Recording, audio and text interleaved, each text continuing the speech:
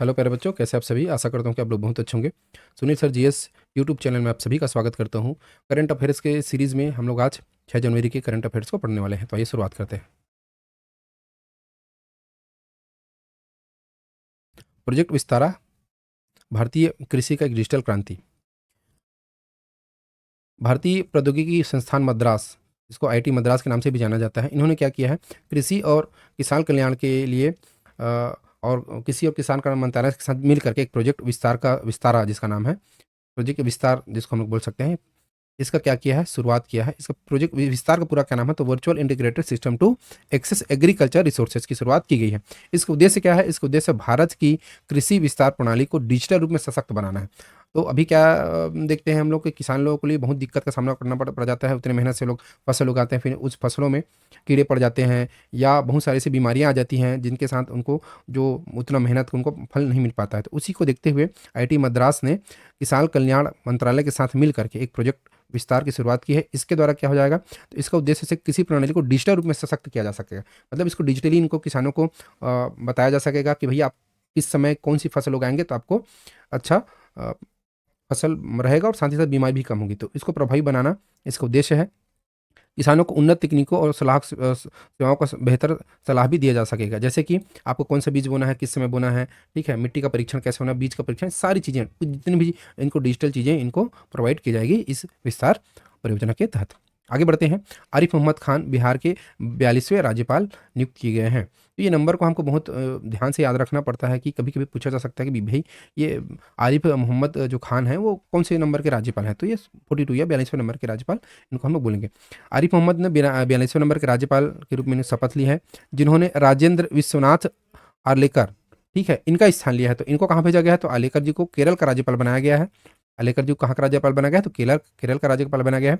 शपथ समारोह में पटना के मुख्य न्यायाधीश श्री के विनोद चंद्रन द्वारा इनको क्या किया गया है, शपथ दिलाया गया है।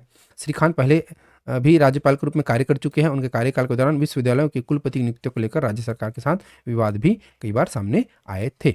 आगे बढ़ते हैं। भुवनेश्वर कुमार बने यूडीआईडी के अधिकारी सीओ। मतलब यूआईडीएआई जो है वो आधार कार्ड बनाती है, पहचान पत्र बनाती है।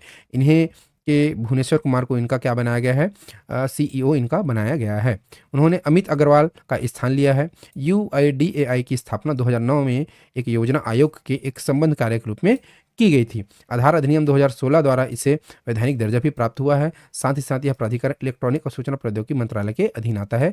यही जो यूआईडीआई है जिसके द्वारा ही हम लोग अपना आधार कार्ड बनाते हैं और अपना आधार कार्ड को यहाँ से हम लोग डाउनलोड करते हैं, जिनके मुख्य कार्यपालन अधिकारी बनाए गए हैं श्री भुवनेश्वर कुमार जी।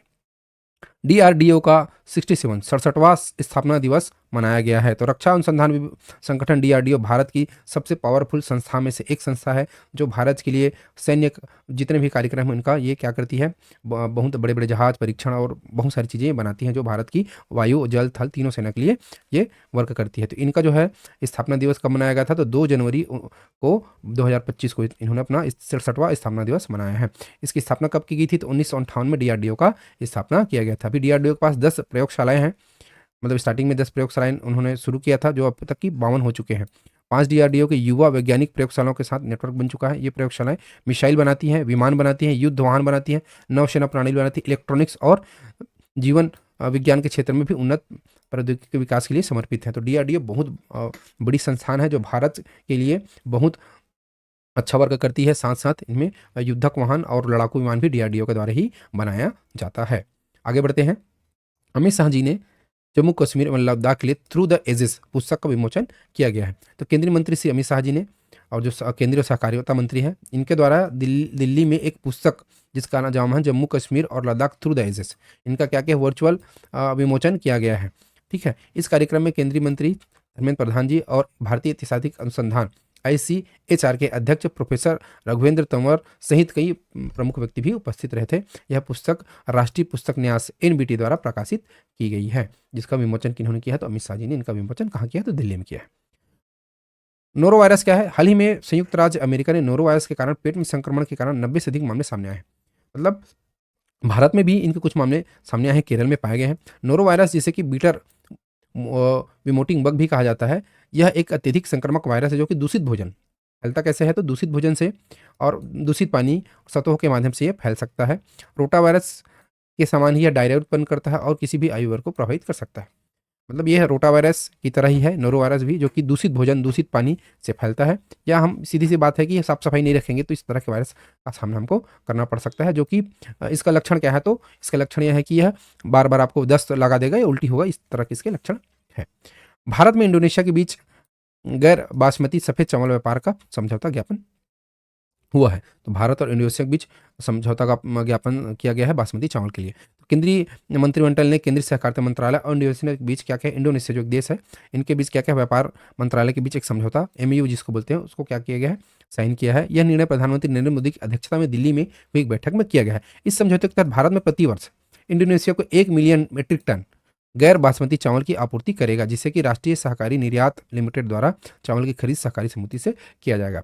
इसका मतलब सीधी सी बात यह है कि हम लोग क्या करेंगे, इंडोनेशिया को इस एमयू के तहत, इस समझौते के तहत 1 मिलियन टन, ठीक है, 1 मिलियन मीट्रिक टन बासमती चावल इनको क्या करेंगे? प्रोवाइड करवाएंगे। गैर बासमती चावल जो सफेद चावल की पूर्ति करेंगे भारत। 5 जनवरी को राष्ट्रीय पक्षी दिवस जो भी है मनाया गया है। तो राष्ट्रीय पक्षी दिवस जो कि अमेरिका का जो अमेरिकी मूल का है, ठीक है, 5 जनवरी को मनाया जाता है। इसका मुख्य उद्देश्य परिस्थिति तंत्र पक्षियों के महत्व को क्या देना है? बढ़ावा देना है और लोगों को जागरूक करना है।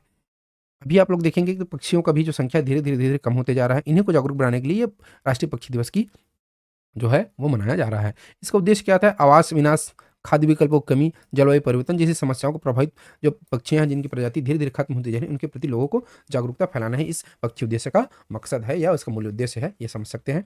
अभी देखेंगे हम लोग हमेशा देखते चलिएगा कि धीरे धीरे पक्षियों की संख्या, जो पक्षी जो है आज हम लोग देख रहे हैं, वो 1 साल 2 साल बाद ऑटोमेटिक क्या हो जाते हैं? विलुप्त हो जाते हैं, कहीं चले जाते हैं। या हमारा क्लाइमेट इतना चेंज हो रहा है या मौसम इतना परिवर्तित हो रहा है जिसके तहत ये पक्षी क्या हो जाते हैं?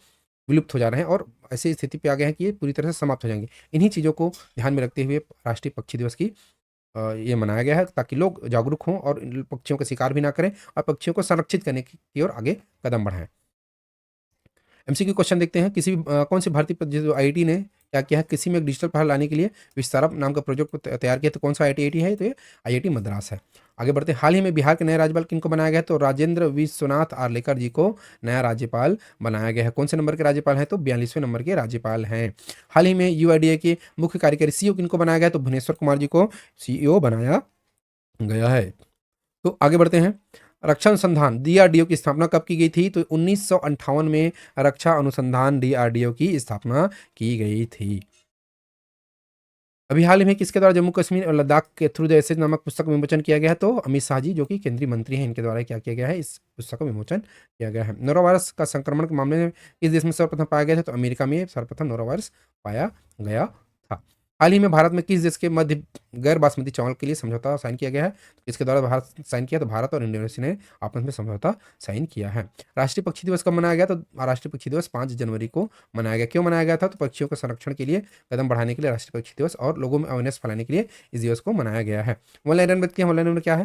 तो वन लाइनर हमारे पास है किस मंत्रालय के सहयोग से आईआईटी मद्रास ने प्रोजेक्ट विस्तार की शुरुआत की है? तो कृषि एवं किसान कल्याण मंत्रालय के द्वारा इनके सहयोग से आईआईटी मद्रास ने प्रोजेक्ट विस्तार की शुरुआत की है। राज्यपाल की नियुक्ति का प्रावधान किस संविधान के अनुच्छेद में है? तो राज्यपाल की नियुक्ति कौन सा संविधान के द्वारा किया जाता है? संविधान के अनुच्छेद 155 के तहत ही राज्यपाल की नियुक्ति की जाती है। यूआईडीए को वैधानिक दर्जा कब दिया गया था? इसको वैधानिक दर्जा दिया गया 2016 में। यूआईडीए क्या काम करता है? तो यूआईडीए हमारे आधार कार्ड या पहचान पत्र को बनाने का काम करता है। अभी हाल ही में डीआरडीए को कौन सा स्थापना दिवस मनाया गया? तो डीआरडीए को कौन सा स्थापना दिवस मनाया? तो 67वां स्थापना दिवस मनाया गया है। जम्मू एंड कश्मीर में 370 के उन्मूलन कब किया गया था? मतलब 370 क्या बोलते हैं 70 अनुच्छेद को कब यहाँ से हटाया गया था? तो 5 अगस्त 2019 को ये हटाया गया था। नोरोवायरस कुछ मामले भारत में पाए गए थे। कौन से राज्य में पाए गए हैं? तो केरल में इसके मामले पाए गए हैं। भारत और इंडोनेशिया के बीच कौन से चावल को लेकर समझौता हुआ है? तो गैर बासमती चावल को लेकर क्या हुआ है? समझौता हुआ है। केंद्रीय पर्यावरण और वन मंत्री कौन है? तो भूपेंद्र यादव जी हैं, केंद्रीय पर्यावरण और वन जलवायु परिवर्तन मंत्री। हाल ही में ई दाखिल पोर्टल किसके द्वारा विकसित किया गया? तो राष्ट्रीय उपभोक्ता विवाद निवारण अधिनियम आयोग के द्वारा, राष्ट्रीय उपभोक्ता विवाद निवारण आयोग के द्वारा क्या किया गया है? तो ई दाखिल पोर्टल लॉन्च किया गया है।